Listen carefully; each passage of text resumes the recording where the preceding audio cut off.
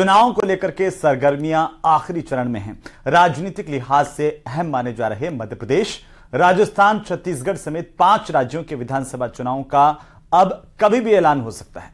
चुनाव आयोग ने इन सभी 5 राज्यों में चुनाव से जुड़ी अपनी अपनी तैयारियां पूरी कर ली हैं और साथ ही ये संकेत भी दिए हैं कि चुनावी कार्यक्रम अब किसी भी समय पर घोषित किए जा सकते हैं। जाहिर सी बात है कि सभी पार्टियां अपनी ताकत दिखा रही हैं, रूठों को मना रही हैं, पुरानों को जोड़ रही हैं और यही नहीं, भगवान का भी सहारा लिया जा रहा है।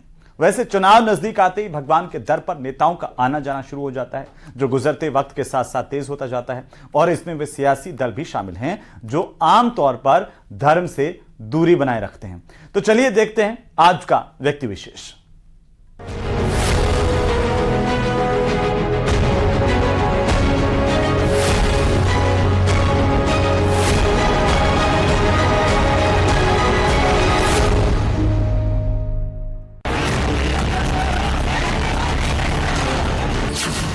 दो 2014 के चुनाव में बीजेपी की हुई प्रचंड जीत, विपक्ष हुआ चारों खाने चित।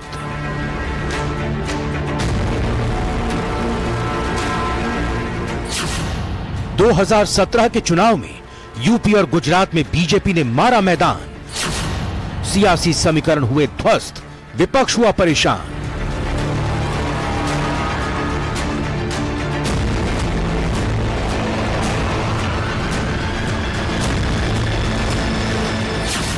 विपक्ष को आई हिंदू वोट बैंक की याद, देवालयों के दर पर शुरू हुई सत्ता की फरियाद।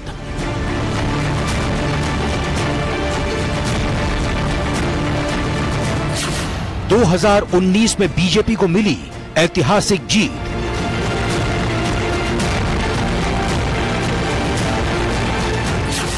बीजेपी की पिच पर आया विपक्ष, सॉफ्ट हिंदुत्व हुआ मजबूत।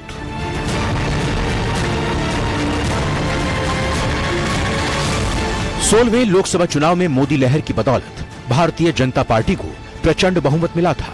लोकसभा चुनाव में बीजेपी ने 30 सालों का रिकॉर्ड तोड़ 283 सीटों पर जीत दर्ज की थी। इस चुनाव में बीजेपी गठबंधन ने कुल 336 सीटें जीती थी।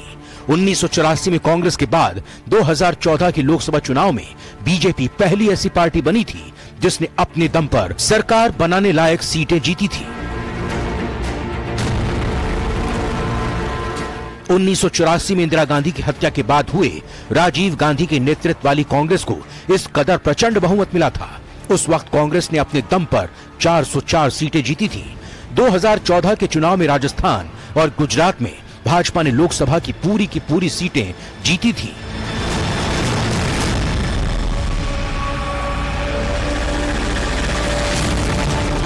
इसके बाद पूरी सियासी तस्वीर बदल गई। पश्चिम बंगाल में ममता बनर्जी ने चंडी पाठ शुरू किया। बीएसपी ब्राह्मणों को रिझाकर सत्ता हासिल करने में जुट गई और ऑल इंडिया मजलिस ए इत्तेहाद उल मुसलमीन के मुखिया असदुद्दीन ओवैसी हिंदू वोट बैंक की बात करने लगे। सियासी मौसम है, इसीलिए एक बार फिर सियासतदानों की धर्म यात्रा शुरू हो गई है। लेकिन सबसे बड़ा सवाल, क्या बीजेपी की पिच पर खेल पाएगा विपक्ष?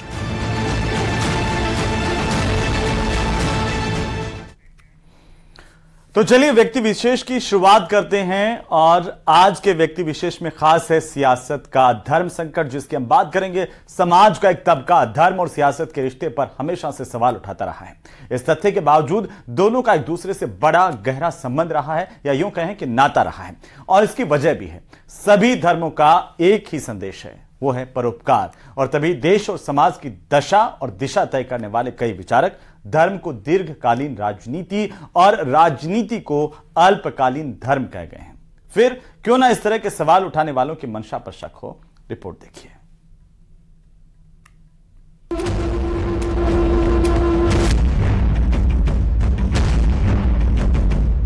सत्ता का धर्म से बड़ा पुराना कनेक्शन रहा है। हर दौर में नेता अपनी सियासी नैया को पार लगाने के लिए धर्म का ही सहारा लेते हैं।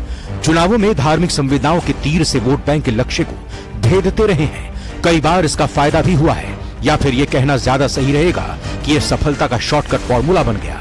यही वजह है कि आने वाले विधानसभा चुनावों और अगले साल होने वाले लोकसभा चुनाव के लिए सनातन और इंडिया बनाम भारत पर छिड़ी बहस के बहाने धर्म एक बड़ा फैक्टर बन गया है।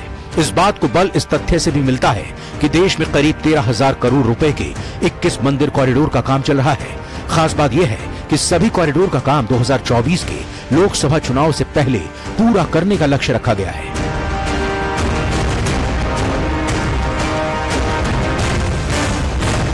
यह भी ध्यान देने लायक बात है कि अगले साल यानी 2024 की शुरुआत में अयोध्या में रामलला की प्राण प्रतिष्ठा का भी समय नियत किया गया है। तभी कई जानकार मानते हैं कि 2024 के चुनाव की पटकथा धर्म के आधार पर लिखी जाएगी।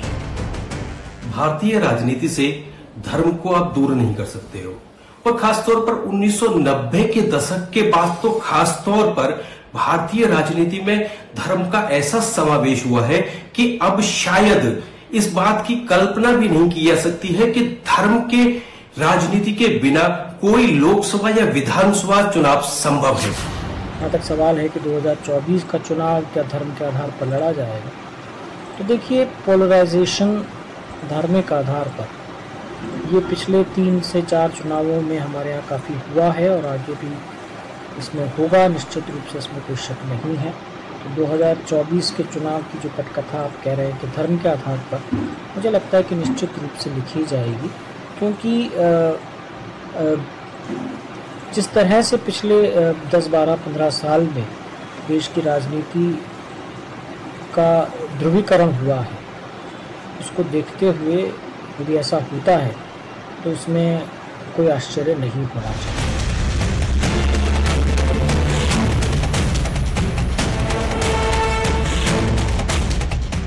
ये बात और है कि धर्म और राजनीति के संबंध पर आपत्ति भी जाहिर की जाती रही है, लेकिन एक सच ये भी है कि धर्म और राजनीति सदियों से व्यक्ति और समाज पर गहरा प्रभाव डालने वाले विषय रहे हैं। दोनों ने ही मानव सभ्यता के विकास में खास भूमिका निभाई है। और कई बार तो मानव इतिहास की दिशा दशा भी तय की है। तभी इतिहास ने धार्मिक केंद्रों को राजनीतिक सत्ता केंद्रों के रूप में काम करते देखा है। फिर भी इन दोनों के संबंध चर्चा के मुद्दे बनते रहे हैं, लेकिन दोनों के संबंध को जानने से पहले दोनों को अलग अलग जान लेना जरूरी हो जाता है।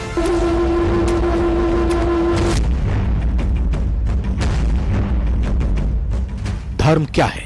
जानकारों के मुताबिक जिसे धारण किया जा सके वो धर्म है।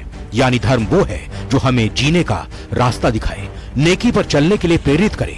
अब राजनीति को समझते हैं। योजनाबद्ध नीति और कार्यक्रमों से शासन प्राप्त करना राजनीति का मकसद माना गया है। इसीलिए जनता के सामाजिक और आर्थिक स्तर को ऊंचा करना राजनीति का लक्ष्य कहा जाता है। तभी लोहिया जैसे कई विचारक धर्म को दीर्घकालीन राजनीति और राजनीति को अल्पकालीन धर्म भी कह गए हैं। समाजवादी विचारक और नेता जिन्होंने गैर कांग्रेसिज्म का नारा दिया, डॉक्टर राम मनोहर लोहिया, उन्होंने कहा था कि राजनीति अल्प समय का धर्म है और धर्म लंबे समय की राजनीति है। इसको थोड़ा सही संदर्भ में समझने की जरूरत है। मतलब ये है कि मानव कल्याण के भेदभाव रहित सारे मूल्य वो धर्म है, और उनके आधार पर अल्पकालीन क्या रणनीति अपनाई जाए, ये राजनीति है। ये समझना बहुत जरूरी है।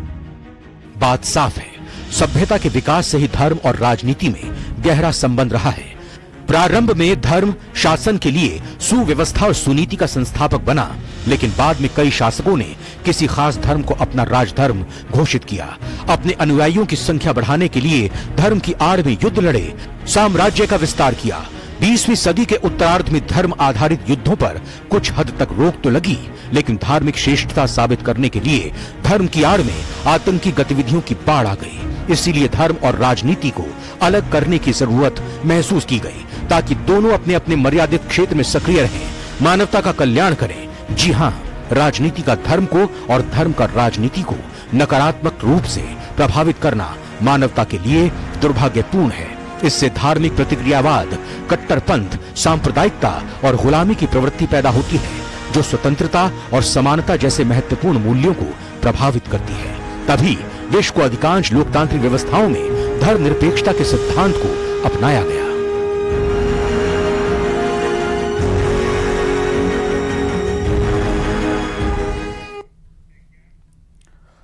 तो राजनीति के निर्धारक तत्व में धर्म अत्यंत प्रभावशाली माना गया है। एक और धर्म का इस्तेमाल तनाव पैदा करने के लिए किया जाता है, तो वहीं दूसरी तरफ धर्म का प्रभाव वोट की ताकत प्राप्त करने के लिए भी किया जाता रहा है। भारतीय राजनीति में धर्म की निर्मल भूमिका देखी जा सकती है। आखिर कैसे? रिपोर्ट देखिए।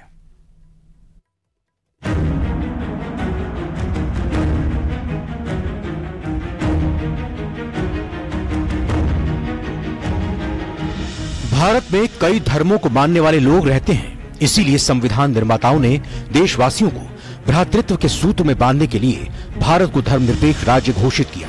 इसका उद्देश्य धर्म को राजनीति से हटाना था, लेकिन व्यावहारिक रूप से धर्म का प्रभाव भारतीय जनता के दिलो दिमाग से हट नहीं सका।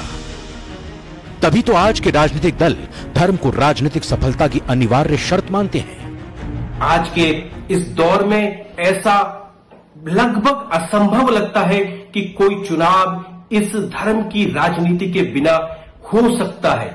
शायद इस देश की यह विडंबना ही कही जाएगी कि जो देश इतना विकासशील है, जहां विकास की अद्भुत और इतनी संभावनाएं हैं, उसके बावजूद भी वोट लेने के लिए राजनीतिक दलों को शायद धर्म ही पहला और आखिरी हथियार दिखता है। एक तो कारण यह है कि संविधान की हमारी जो व्याख्या है उसके हिसाब से हमें एक निष्पक्ष भाव रखना चाहिए। हम सेकुलर देश हैं, लेकिन इसका मतलब ये नहीं है सेकुलर देश का कि हमारे जो धार्मिक मूल्य हैं देश में, जैसे महात्मा गांधी खुद धर्म के प्रतीकों का इस्तेमाल करते थे, कि हम धर्म को स्थापित करने की कोशिश ना करें।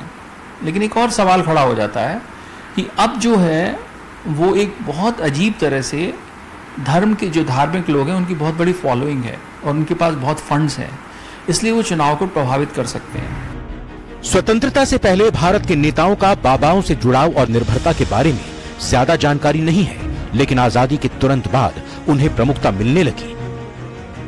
आनंदमयी मां उर्फ निर्मला सुंदरी के साथ देश के पहले प्रधानमंत्री जवाहरलाल नेहरू के आध्यात्मिक संबंध के बारे में सभी जानते हैं। कहा जाता है कि नेहरू जी के जीवन में वो उनकी पत्नी कमला नेहरू के माध्यम से आई, जिनके बारे में कहा जाता है कि उनकी उपस्थिति में कमला नेहरू को असीम सांत्वना मिलती थी।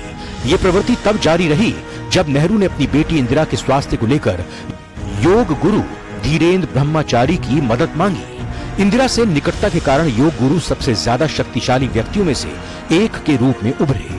माना जाता है कि उन्होंने इंदिरा गांधी की तरफ से कई बड़े राजनीतिक काम को अंजाम दिया, खासकर आपातकाल के दौरान, और 1980 के दशक की शुरुआत में उनकी तूती बोलती थी। लगभग उसी समय देवराह बाबा के नाम से एक और बाबा चौक चौराहों पर होने वाली चर्चाओं में आए। वो मथुरा में यमुना नदी के किनारे 12 फुट ऊंचे लकड़ी के चबूतरे पर रहते थे। इंदिरा गांधी, उनके बेटे राजीव, उनकी पत्नी सोनिया और बूटा सिंह जैसे बड़े राजनेता चुनाव में जीत के लिए उनका आशीर्वाद लेने के लिए उनसे मिलने जाते थे। हालांकि सत्ता का स्वाद चखने के लिए वो अपने लकड़ी के मंच से कभी नीचे नहीं आए। पीवी नरसिम्हा राव से निकटता के कारण चंद्रास्वामी से ज्यादा कोई भी बाबा राजनीति के इतने करीब नहीं आए। राव के प्रधानमंत्री रहने के दौरान चंद्रास्वामी एक समानांतर शक्ति केंद्र के रूप में उभरे। हालांकि चंद्रास्वामी के बाद इस प्रवृत्ति में कुछ बदलाव जरूर आया। ये बाबा दिल्ली के सत्ता के गलियारों में नहीं दिखने लगे, मगर राजनेता उनके पास दर्शन करने जाने लगे। उनके अनुयायियों की बड़ी संख्या के कारण राजनेता उनसे समर्थन मांगने के लिए उनसे मुलाकात करने लगे। बाबा लोग अपने अनुयायियों के बीच किसी विशेष राजनीतिक दल या नेता का समर्थन करने के लिए फरमान जारी करने लगे। कहा जा सकता है कि समय बदलने के साथ संतों के लिए सियासत के मायने बदल गए। पहले सियासी दल संतों के सहारे सियासत में सफलता और सत्ता पाने का सपना देखते थे। आज साधु सियासत के सहारे अपना परचम फहराना चाहते हैं।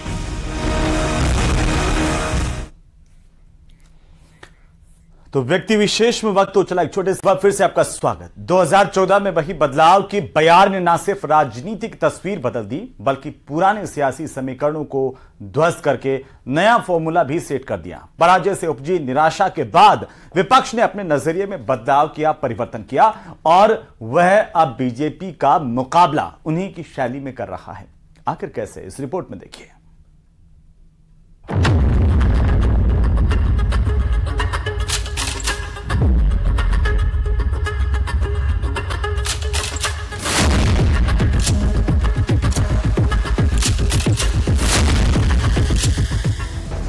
मध्य प्रदेश, छत्तीसगढ़ और राजस्थान के विधानसभा चुनाव अगले साल होने वाले लोकसभा चुनाव की न सिर्फ धुंधली सी तस्वीर साफ करेंगे, बल्कि उन प्रयोगों का भी आकलन करेंगे जिसको रणनीति में तब्दील कर राजनीतिक दल आम चुनाव में इस्तेमाल करेंगे। इन 3 राज्यों से बहने वाली चुनावी हवा में हिंदुत्व की तेज महक आ रही है। मध्य प्रदेश में एक तरफ बीजेपी हार्डकोर हिंदुत्व के सहारे वोट बैंक मजबूत करने में जुटी है और दूसरी तरफ कांग्रेस ने भी हिंदुत्व के नाम पर विजय पताका फहराने की तैयारी की है। चुनाव के पहले अपने अपने इलाकों में मंत्री और विधायक भक्ति रस से भरी हुई कथाओं के जरिए वोटर्स को साधते हुए नजर आ रहे हैं। शिवराज सरकार के कई मंत्री अपने अपने क्षेत्र में कथा करा चुके हैं। इसमें कांग्रेस के विधायक भी कथा कराने में पीछे नहीं हैं। यहां बीजेपी मंदिर कॉरिडोर के सहारे हिंदू वोट बैंक को साधने की कोशिश में जुटी हुई है, तो कांग्रेस ने पूरे प्रदेश में सावन के महीने में दोनों दल के नेता मध्य प्रदेश के बाबाओं के जरिए हिंदू वोट बैंक को मजबूत कर रहे हैं, क्योंकि इन बाबाओं का मध्य प्रदेश की कई विधानसभा सीटों पर अच्छा खासा प्रभाव है। मध्य प्रदेश और उससे लगे राज्यों के ताकतवर बाबाओं का इन दिनों मध्य प्रदेश में दरबार सजा हुआ है। आलम यह है कि 230 विधानसभा सीटों पर खासा प्रभाव रखने वाले ये बाबा राजनीति पर भी असर डालने की ताकत रखते हैं। विधानसभा चुनाव से पहले बीजेपी और कांग्रेस दोनों सॉफ्ट हिंदुत्व और हार्ड हिंदुत्व के एजेंडे पर लौटे हैं। यही वजह है कि मंदिरों में शीश झुकाने के साथ ही बाबाओं के दरबार में लग रही हाजिरी बता रही है कि इस बार के विधानसभा चुनाव में नेताओं की धार्मिक छवि असरदार साबित होगी।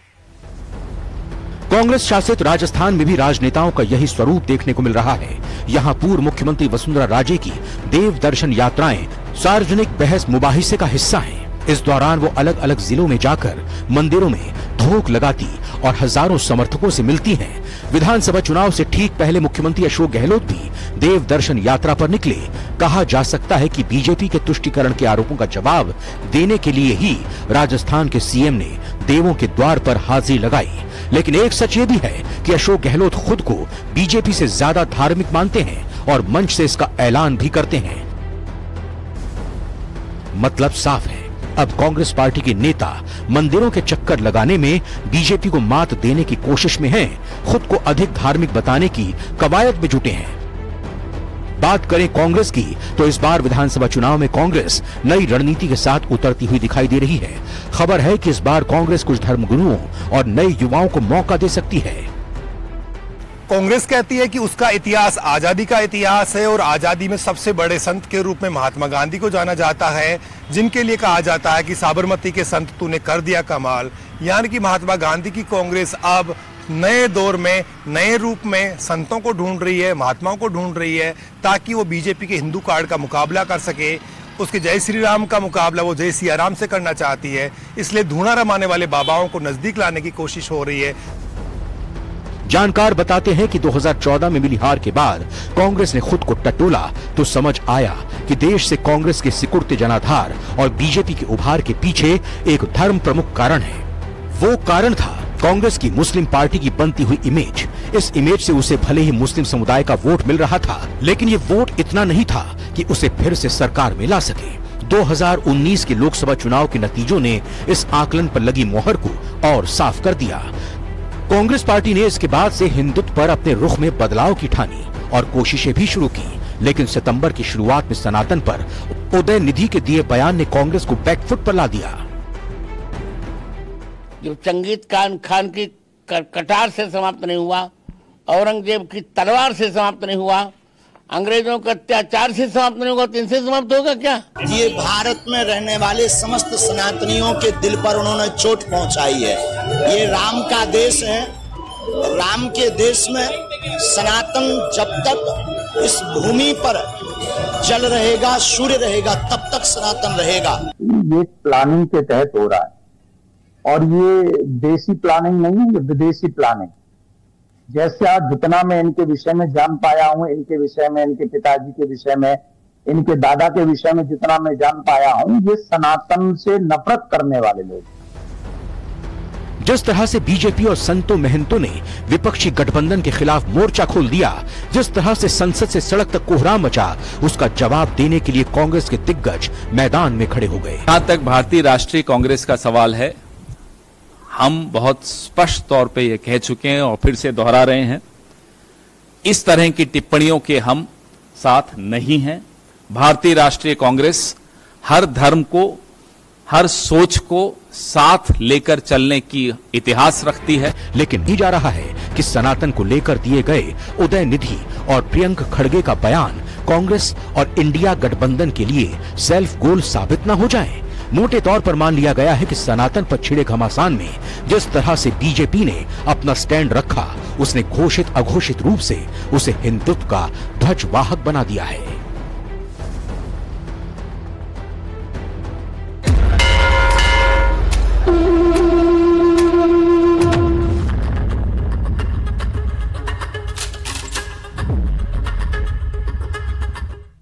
तो चलिए इसी के साथ ही व्यक्ति विशेष में आज के लिए इतना ही। अगले सप्ताह फिर मुलाकात होगी।